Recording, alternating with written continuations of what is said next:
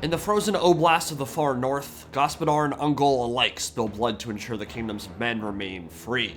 They are the Kislev Elite, born to compete, never retreat. And in this battle of ice and sand, the Tomb Kings have returned from their Norscan crusade, and I guess they got a bit lost.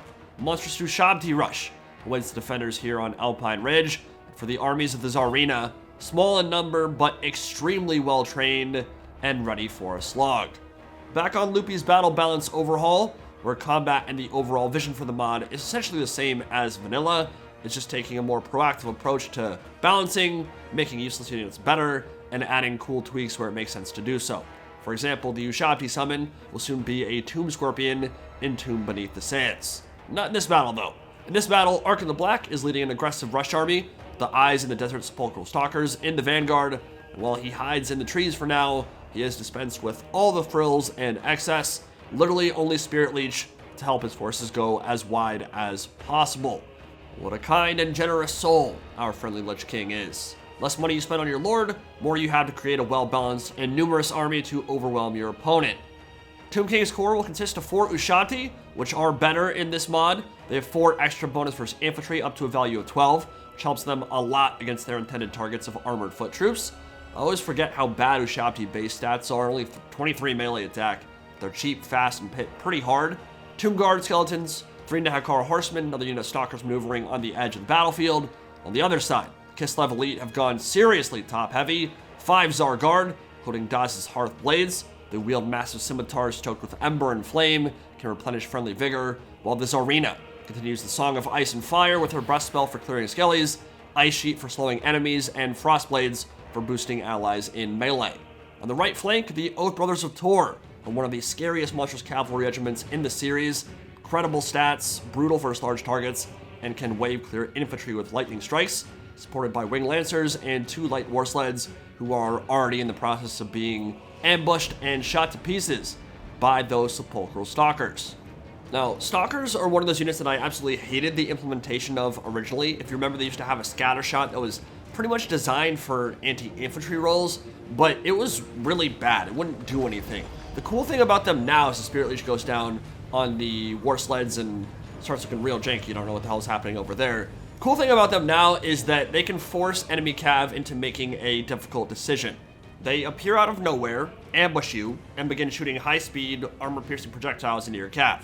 Either that forces the mounted troops to retreat, creating space for them to continue firing and racking up damage, or the cav decides to commit and frontally charge into braced, halberd-wielding constructs. The change to their shooting from that crappy spread shot into high-velocity AP is much more synergistic with their kit, with their charge defense and bonus against large. Forces a much tougher decision from your opponents. With that said, there are times when martial skill can overwhelm that. When you combine the Oath Brothers of Tor and Frostblades, this is one of those times. Oath Brothers just went straight in, and yeah, their charge will be ignored, but when they've got plus 24 melee attack and all that AP and bonus versus large, they're going to beat the brakes off the Eyes in the Desert without too much worry. That will force some Nehakar horsemen to sacrifice their little bony toes to allow that much more important unit to escape, but 650 gold compared to 1350, 1400, not much of a question there. You're going to screen with whatever your cheaper unit is, and that will allow the Stalkers to get away. All the while, Ark in the Black is continuing to hammer the Bear Cav and the Winged Lancers with Spirit Leech, accruing some nice value that way. Ice Sheet coming down from Tsarina Katerin in a center to slow down the Ushabti aggression and make it difficult for them to disengage, while the War Sleds fire in with their armor piercing. And those War Sleds are going to be very important. They've always been a core element of how Kislev likes to approach combat, especially with their somewhat limited roster at the moment. But they are a Swiss Army knife, able to cause massive damage when charging, but also whittle away at VIP targets and crack through the high armor of Tomb King's constructs. Interesting envelopment developing for the undead. Horsemen and Stalkers maneuvering behind this very small Kislev army. Numbers only around 600 men or so, but there isn't too much fear about getting hammered and anviled or having their skirmishers preyed upon here, because there is no backline for Kislev. It's all heavily armored infantry, so they're just gonna send it YOLO and charge right up the center, but they're gonna have to contend with a lot of Ushabti, which will be grouped up and kind of forced into a death ball, a wrecking ball that is great versus armored infantry. Winged Lancers are going to show exactly why they are one of the best light cav units in the setting. Gonna go right into the Nakar Horsemen and force them backwards. Stalkers have just now been revealed. Another Spirit Leech from Ark in the Black on the chariots, continuing to whittle them down. But the Bear Cav, once again, with the support from the Tsarina, Frostblades, turning their weapons even more potent, plus 24 melee attack, and a bunch of extra base and armor-piercing weapon damage.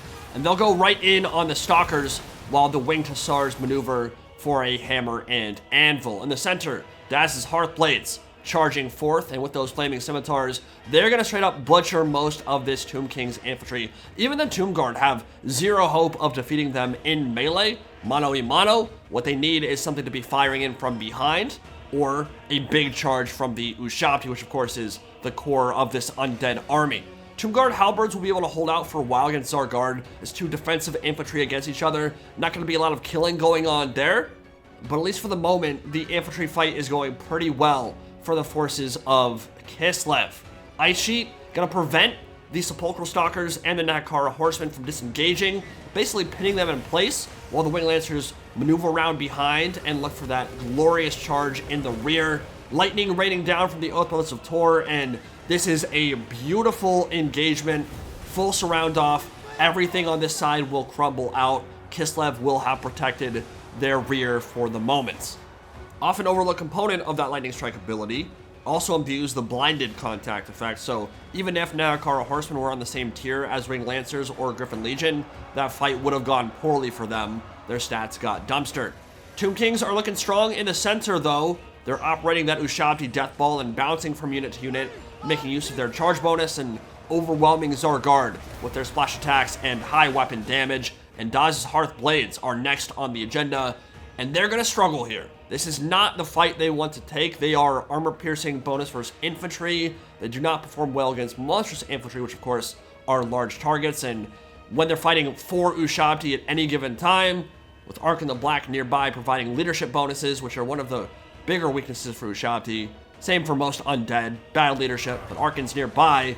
You're going to see those scimitar-wielding shock troops start to suffer a little bit here. Oath Brothers of Tor are going to do what they can to push back the monstrous infantry tide, and you can see another ice sheet from Tsarina Katerin, slowing down the Ushabti if they look to disengage, but I don't think they want to. They have the Stalkers in range, firing in. They could get some really good AP volleys into the Oath Brothers of Tor, and combined with all the armor piercing from the Ushabti, that might force the Bear Cab back. But the Wing Lancers are maneuvering into position, might be looking to force a decision from those Sepulchral Stalkers and at least stop them from firing.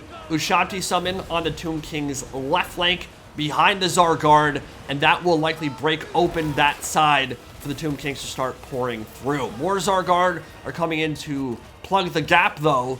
Frostblades continuing to imbue those Warbear Riders with all kinds of crazy melee stats, and they just had their stamina replenished from the Song of Winter Sunlight from those Daz's Hearth Blades.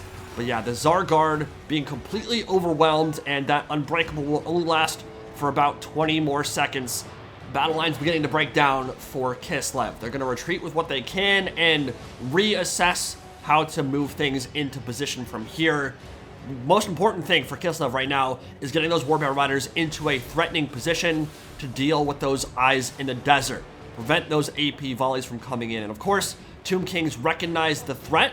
Kislev are going to sack their right flank for now, and they're going to focus on the mobility elements for the Tomb Kings. First, get rid of the infantry with a nice Ice Maiden's Kiss, chunking those Skeleton Spearmen for about half their HP. Spirit Leech on the Warbear Rider, so Ark in the Black continuing to accrue value that way, but a big-time Lightning Storm to break through the Skeleton Spearmen and then open the avenue, a route into the Sepulchral Stalkers as the Wing Lancers charge in from behind, and down the mountainside they ride. Another glorious hammer and anvil, complete surround off on the constructs, and that will be Crumble City for the Tomb Kings. They're going to lose their snakes, which kind of puts the undead in a vulnerable position here, with nothing patrolling in their back line to prevent hammer and anvils from the Warbear Riders. It's going to be pretty difficult for those Ushabti to kill off the remaining infantry unless they can finish the monstrous cavalry for Kislev. That is why Ark in the Black is doing everything he can to whittle them down with his Spirit Leeches. There are still some War Sleds in the background. They're all really low though. A Spirit Leech would actually probably kill 2 or 3 models at this point. Tomb Guard are going to hold back the tide of Kislev for now. Another Frostblades from Tsarina Katerin, continuing to support. She's been very useful this game. Ushabti will overwhelm and overrun the armored Kossars, but they're beginning to lose impetus in their assault, and all the mobile elements for Kislev are still alive, which means they want spicy sandwiches. A charge into the rear of those Tomb Guard halberds would finish them off pretty quickly, but the Warbear Riders see bigger fish to fry, and they're going after the constructs. They're going to put that AP and bonus versus large to work, going right for the core of this Tomb King's army and looking to rip the heart out of it. Ark of the Black is in big time danger, but the Warbear Riders may ignore him for now and instead go for the Ushabti Ice Sheet, prevent them from disengaging, and that is pretty much going to put the nail in the coffin for the undead here. Spirit Leech will kill 3 or 4 more models as the Oath Brothers of Tor are brought super low, but they were MVPs this game, and they pretty much had their way. They systematically went from unit to unit, looking at what was the biggest threat for Kislev, and eliminated it straight up. 1-to-1-to-1, bouncing across the battlefield. They were beastly, and Ark in the Black, the Lich Lieutenant of Nagash, will crumble out as well. So, interesting game there. I really enjoyed going full elite with Kislev here. I think it was actually a pretty decent choice against the Tomb Kings. Of course, you don't have a wide selection of units to choose from anyway. Every time I try to go Streltsy or Lil Groms, I'm often disappointed. And even though it seems like on paper they'd be incredible units against the Tomb Kings, and maybe better players than me can make that work, in this case, I think going really heavy on the elite stuff and not having to worry about a back line at all helped me out tremendously here. And just supporting those Warbear Riders with Frostblades, with Tsarina Katerin with the Ice Sheets, and just trusting my Tzar Guard to hold the line. I think it worked out pretty well there. And for the Tomb Kings in this battle, I think the Ushabti Rush was a really cool idea, and I think against Tzar Guard it could actually work pretty well. One thing that I think should have been changed with the attack for RTK Umayyas is keeping those Sepulchral Stalkers together as soon as you see that the Oath Brothers of Tor are on the field. That is such a dangerous unit, and I can see the appeal for wanting to get that pulse around off.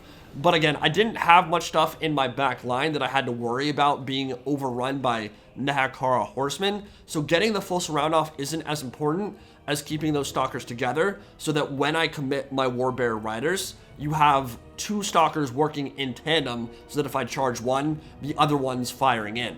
If both go into melee, Warbear Riders are going to have a lot of a more challenging time dealing with that. They can overwhelm one easily. We saw how well the Winged Lancers and Warbear Riders worked together. I think having that same cohesiveness on the Stalker side would have helped out a lot, and if the Warbear Riders were dealt with earlier in that battle, there's a good chance the Tomb Kings completely overrun the Tzar Guard.